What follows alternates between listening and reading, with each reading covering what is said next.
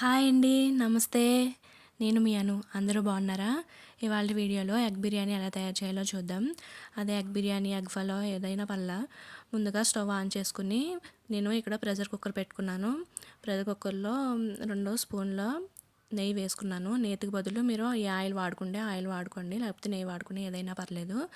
తర్వాత మొత్తం బిర్యానీ మసాలా అన్నీ వేసుకున్నాను. సాజీరా, బిర్యానీ ఆకు, యాలక్కాయలు, లవంగాలు, దాల్చిన చెక్క, స్టార్ ఫ్లవర్, అనాస పువ్వు, బిర్యానీ ఆకు మొత్తం ఇవన్నీ వేగిన తర్వాత నేను కొన్ని మిరియాలు కూడా వేసుకుని వేయించుకుంటున్నాను.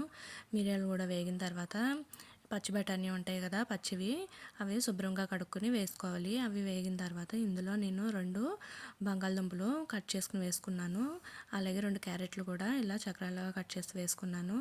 పచ్చిమిరపకాయలు మీ టేస్ట్ తగ్గట్టు వేసుకోండి. 2 ఉల్లిపాయలు కట్ చేసి వేసుకున్నాను, పొడవుగా కట్ చేసి వేసుకున్నాను.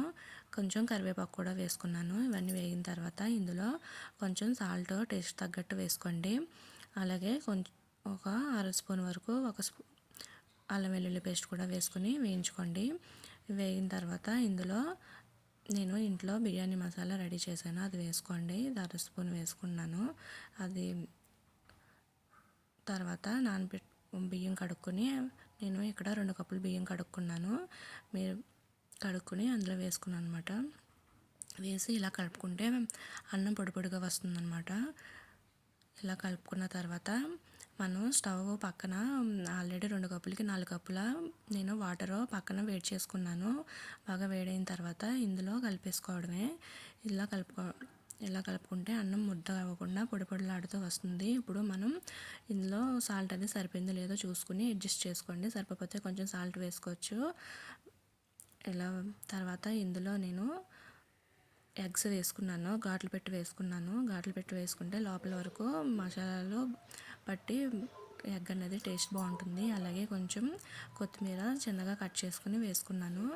ఇవన్నీ వేసుకున్న తర్వాత స్టవ్ మూత పెట్టేసుకుని విజిల్ పెట్టేసుకోవాలి. ఒక 3 విజిల్స్ వరకు విజిల్స్ వచ్చేస్తే మనకి ఉడికిపోయినట్టే. ఇలా ఓపెన్ చేస్తే విజిల్స్ చల్లారిన తర్వాత ఓపెన్ చేస్తే మనకి బిర్యానీ అన్నది రెడీ అయిపోయింది. చూసారా ఎంత పొడి పొడిగా వచ్చిందో. నా వీడియో కనుక మీకు నచ్చినట్లయితే లైక్ చేయండి, షేర్ చేయండి, అలాగే సబ్స్క్రైబ్ చేసుకోండి. అంతే అండి, ఎంతో టేస్టీ అయిన ఎగ్ బిర్యానీ రెడీ అయిపోయింది.